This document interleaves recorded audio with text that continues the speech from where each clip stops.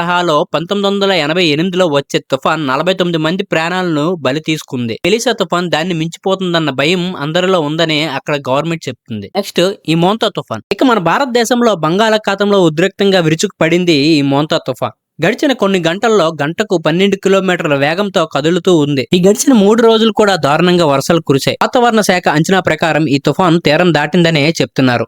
తీరం దాటేటప్పుడు గాలుల వేగం గంటకు 90 నుండి 110 కిలోమీటర్లు ఉండవచ్చని చెప్తున్నారు. ఇప్పటికే ప్రభుత్వం అప్రమత్తమై national disaster response force NDRF, state disaster response force SDRF సిబ్బందిని ఫీల్డ్ లో ఉంచారు కాబట్టి ప్రతి ఒక్కరికి ఎలాంటి ఇబ్బంది రాకుండా వాళ్ళు చూసుకున్నారు. ముఖ్యమంత్రి నారా చంద్రబాబు నాయుడు గారు అన్ని జిల్లాల ప్రజాప్రతినిధులతో టెలికాన్ఫరెన్స్ నిర్వహించి ప్రాణ నష్టం జరగకుండా ముందు చర్యలు అనేవి తీసుకున్నారు.